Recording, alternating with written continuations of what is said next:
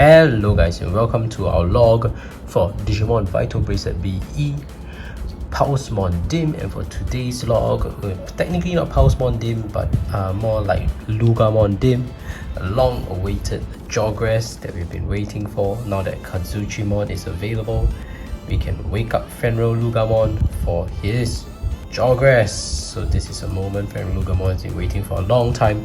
I've decided to use Fenriloogamon here for the log because there's no difference. And let's see the Jawgrass. And I have a bunch of Fenriloogamon to Jawgrass anyway. So this is the Jawgrass. Here we go. And that is Fenriloogamon Takemikazuchi, casually known as Fenriloogamon Kazuchi mode. So that is Fenriloogamon Takemikazuchi. That is an amazing Jawgrass that we've been waiting for a long time. Fenriloogamon hasn't been able to evolve without Kazuchimon, but now we finally have it. So let's change the background to something suitable for Fenriloogamon. I think this is very appropriate.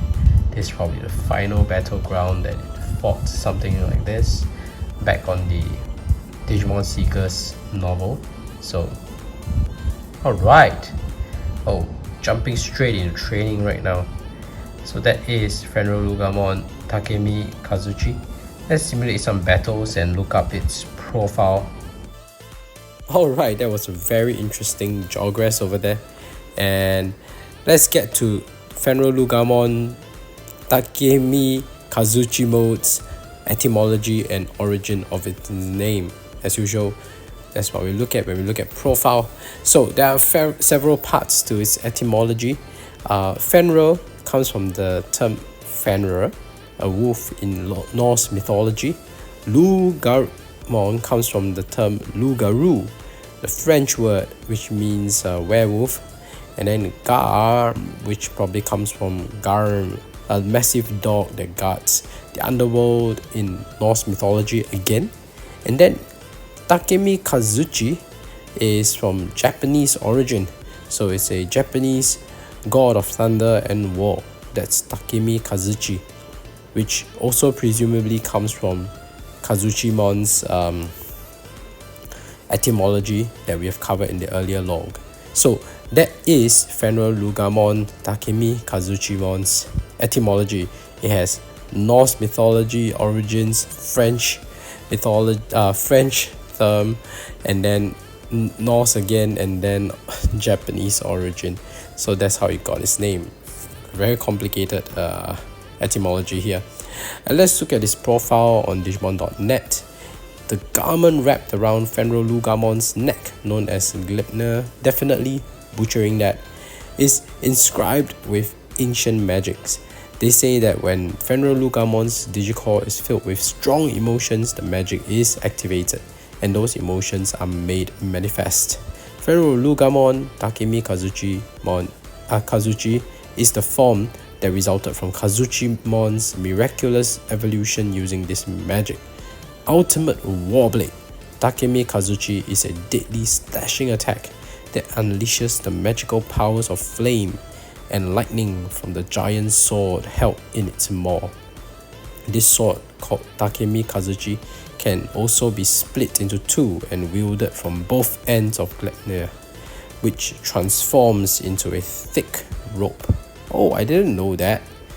Was this part featured in Digimon Seekers? The fact that it uses this second attack where it splits into two and wielded from both ends, I can't remember. But that will be quite interesting to see.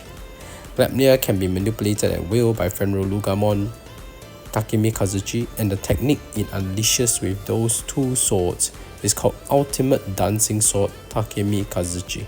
So let me get this right. If I look at the artwork again, right, Gleipnir is this garment that's wrapped around Fenriloogamon's neck, right, and has ancient magic. So this garment that's wrapped around its neck can then it transforms into a thick rope. So that's a thick rope that we see. Yeah, that looks like it could Okay, I can see the rope now. So the swords will be held on by the rope, and it can swing the ropes at will so that it can unleash those swords. So I'm looking at the artwork, trying to figure out what they're describing, and I sort of can see how it works, right? It would be nice if you can see some kind of animation. That would be quite cool. Unfortunately, yeah, Digimon Seekers is just a novel, so you know, even if they described it, you probably have to like kind of visualize this yourself somehow. So interesting note, Fenriloogamon here is an ex-antibody Digimon as well. So Fenriloogamon Takemikazuchi is also an ex-antibody Digimon. So that's quite cool. Although they didn't make any mention of this, or unlike other types of ex-antibody Digimon, some of those have an extra, you know, profile section. But that's because those Digimon have a non-ex-antibody version and then an ex-antibody version.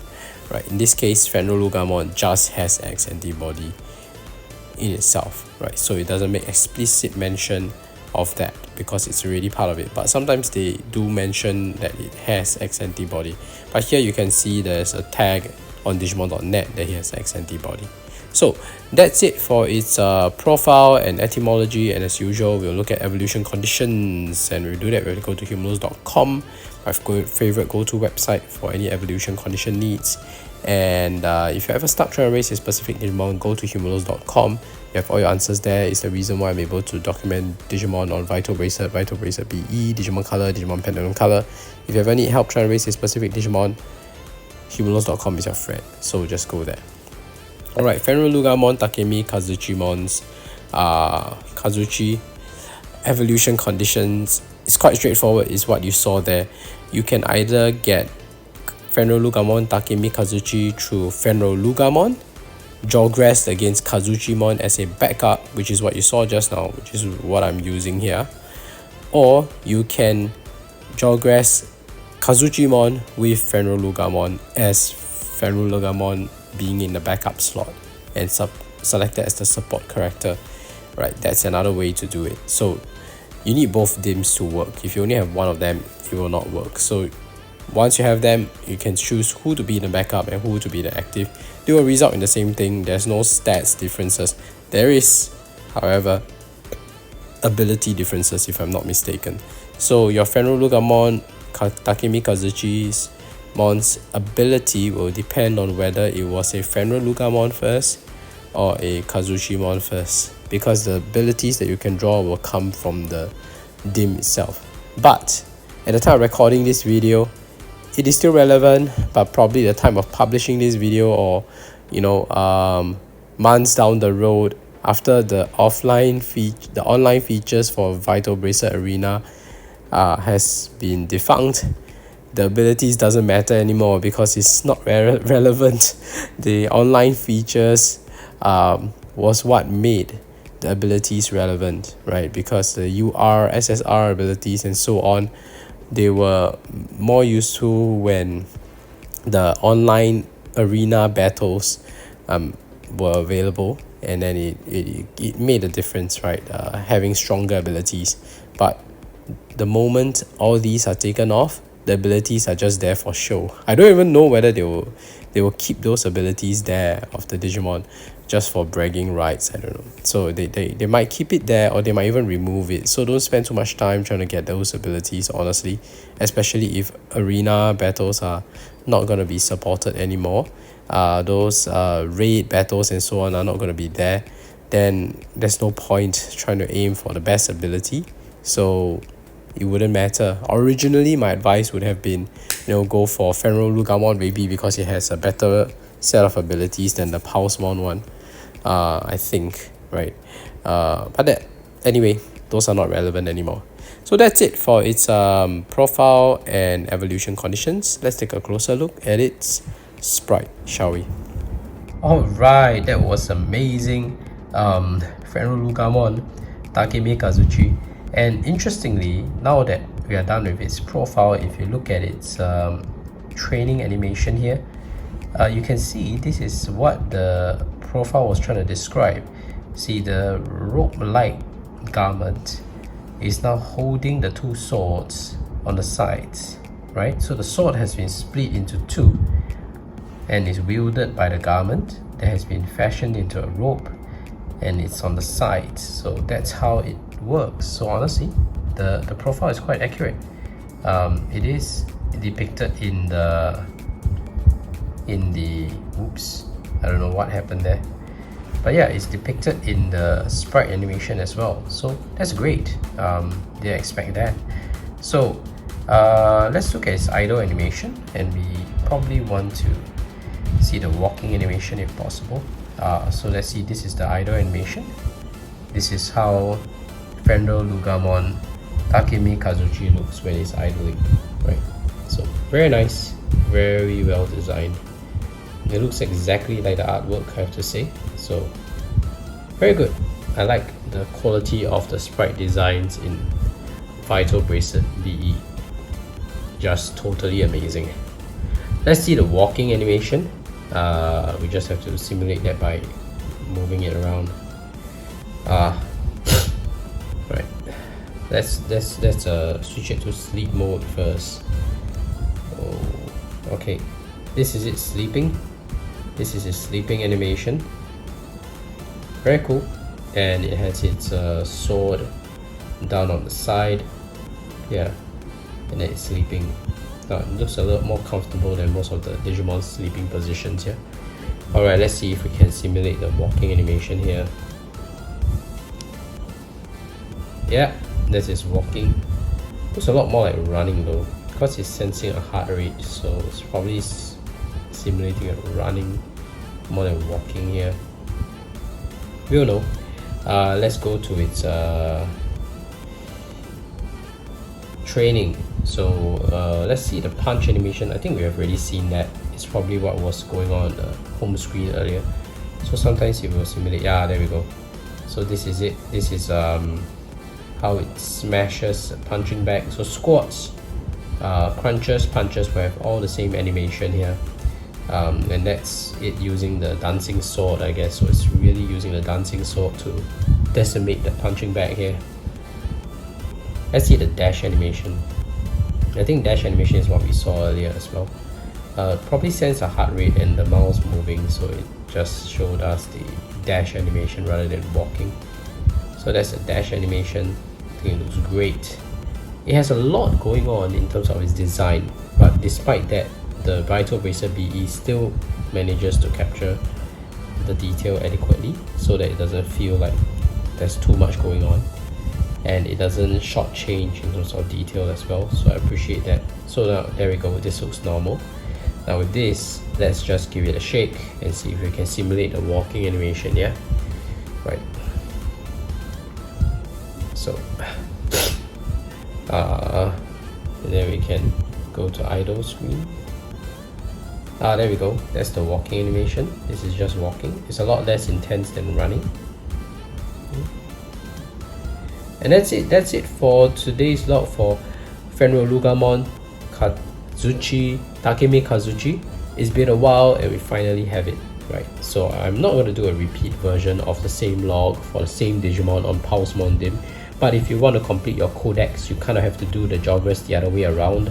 So this will just complete the codex for Loogamon, where Fenriloogamon Takemikazuchi appears in your codex. But for Fenriloogamon Takemikazuchi to appear in your Pulsemon codex as well, you got to have you have to have Kazuchi mode as your active Digimon and Fenriloogamon as your support Digimon at the back, and then form that jawgrass, and then that Fenriloogamon Takemikazuchi will need to be transferred to your app. Then in your Pulsemon codex, you will also have that record.